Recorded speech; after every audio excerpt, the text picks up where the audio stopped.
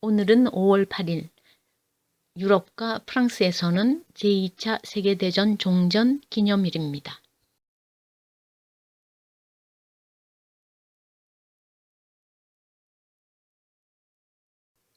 오늘은 어버이날이군요. 프랑스는 3월에 할머니의 날, 5월에 어머니의 날, 6월에 아버지의 날이 있지요. 한국과는 달리 이런 날들은 날짜로 치는 것이 아니라 요일로 친답니다.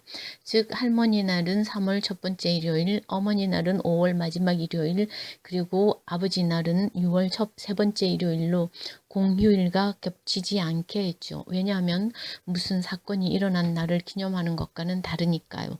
그런데 오늘은 유럽 전체에는 아주 뜻깊은 날입니다.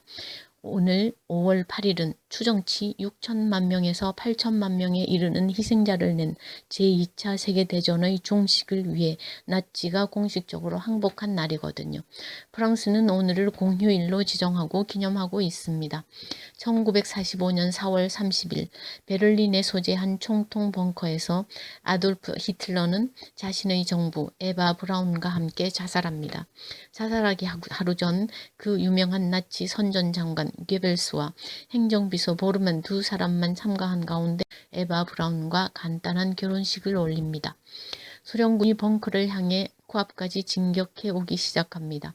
히틀러는 죽기 전에 자신의 후계자로 드니츠를 지명한 후 부하들에게 자신의 시체를 적의 소나기에 들어가지 못하게 소각하라고 명령합니다.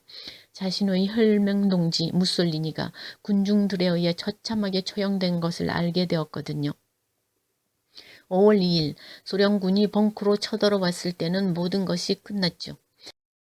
데니츠 사령관은 저항이 불가능하다는 것을 알았지만 소련군에 항복하는 것보다 연합군에 항복하는 것이 더 유리하리라는 생각에서 동부전선과 서부전선의 별도의 분할 항복을 할 수 있도록 장꾀를 부립니다.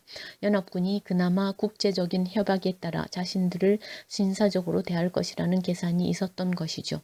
소련군은 독일군을 시베리아로 유배하여 처형할 수도 있을 만큼 무지막지한 군대였거든요. 그래서 그는 서부 전선에서의 분할 항복을 제안하면서 동부 전선에서는 소련의 붉은 군대의 소나기로부터 최대한의 독일군과 자국민을 빼낼 수 있도록 전투를 계속하려고 합니다. 그러나 연합군의 총책임자인 미국의 아이젠하워 장군은 스탈린에게 독일의 시도를 알리고 영국의 처칠과 함께 조약상의 항복이 아닌 무조건적이고 완전한 항복과 행동을 수반한 철저한 항복이 될 것을 서로 합의합니다. 4월 12일 이미 유태인 수용소에서의 참상을 목격했던 아이젠하워는 데니츠의 분할 항복 시도를 묵살합니다. 그리고 5월 7일 프랑스라는 도시의 한 기술고등학교 강당에서 미국 장교 스미스, 아이젠하워, 프랑스 장군 세베즈, 소련의 장군 수스로파로프의 입회하에 5월 8일 23시부터 모든 전투를 멈추는 것으로 독일 장교 알프레드 조들로부터 항복 문서를 받아냅니다. 그런데 스탈린은 독일의 항복 문서 조인이 붉은 군대가 주둔해 있는 베를린에서 이루어지길 바랬기 때문에 이 소식을 듣고 대노합니다. 유럽 전체 신문, 라디오, 텔레비전에서는 독일 항복을 알리고 사람들은 자축하느라 정신이 없는데 동부 전선에서는 전투가 계속되었다고 합니다. 결국 스탈린의 주장이 받아들여져 8일과 9일 밤 사이, 즉 9일 0시 16분에 동베를린에서 두 번째로 독일군의 항복 문서 조인을 받습니다. 그래서 2차 세계대전 종전 기념일이 서유럽에서는 5월 8일, 소련 및 그 위성국가를 포함한 동유럽에서는 5월 9일이라고 합니다.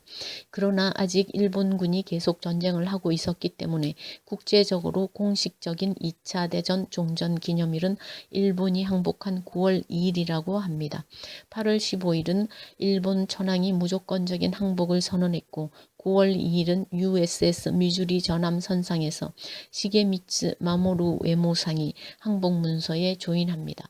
바로 이 시게미츠 마모루가 윤봉길 의사의 의거 때 다리 부상을 입게 되어 절름발이 상태로 선상에 나타난 것 누구나 다 아실 테고요.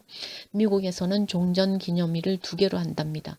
5월 8일 빅토리 인 유럽 데이, 유럽에서의 승전의 날, 그리고 9월 2일 빅토리 오버 투 재팬 데이, 일본에 대한 승전의 날, 이렇게 따로 부른다고 합니다.